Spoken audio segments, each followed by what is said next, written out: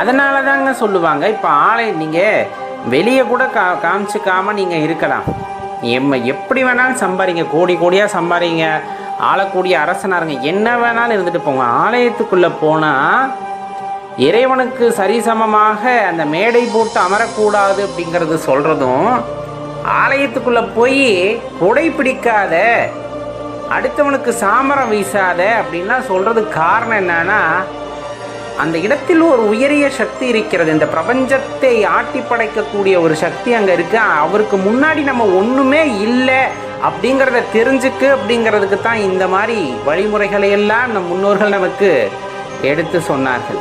கோடி கோடியாக பணம் இருந்து போகிற உயிரை காப்பாற்றி வச்சிட முடியுமா அவங்களால?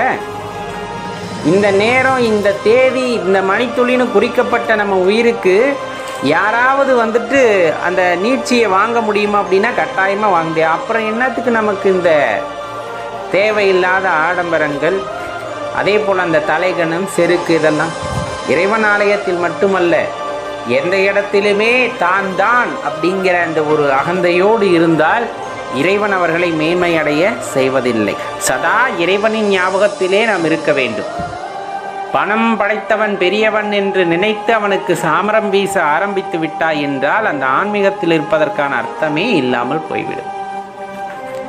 நீ யாருக்கு மட்டும்தான் சாமரம் வீச வேண்டும்? உனக்கு, உன்னுள் இருக்கின்ற இறைவனுக்கு. மற்றபடி மற்றவர்களுக்காக நாம் வீச வேண்டும் என்ற அர்த்தம் இல்லை. ஐயா, நீங்கள் தான் எல்லா உயிரிலும் இறைவன் இருக்கிறார் என்று சொன்னீர்களே, அப்போ நம்ம மற்றவங்களுக்கு சாமரம் வீசுறது உன் மனசுக்கு தெரியும்ல, நீ எதுக்காக சாமரம் வீசுறேன்னு? ஏதேனும் ஒன்றை எதிர்பார்த்துத்தானே வீசுகின்றாய். அப்போ அதில் எந்த பலனும் இல்லையே. அதற்காகத்தான் சொல்வது, இறைவனுக்கு மட்டும் சாமரம் வீசி பழகுங்கள், இறைவனை மட்டும் புகழ்ந்து பேசி பழகுங்கள், இறைவனுக்கு தலை வணங்குவதைப் போல எல்லா உயிர்களுக்கும் தலை வணங்குங்கள். அதுதான் மேன்மை அளிக்கும். நண்பர்களே, நம சிவாய.